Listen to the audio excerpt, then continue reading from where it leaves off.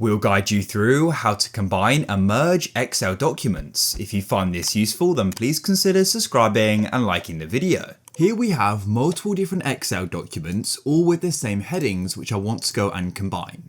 So to go and do this, first of all, you need to go and close them all like so, and you need to go and open up a blank Excel, which you're going to go and do like so, and open up a blank workbook. And also make sure your Excel documents are all in one folder like mine are here. Then go to the top of Excel and click on Data, and go over to the left and click on Get Data, hover over From File, and then go over and go down and click on From Folder. It'll go and take a moment and you should go and get a pop-up. Now what you can do is go and locate that folder, mine's just here in my documents, and then click open. Then you'll go and get another pop-up which goes and looks like this.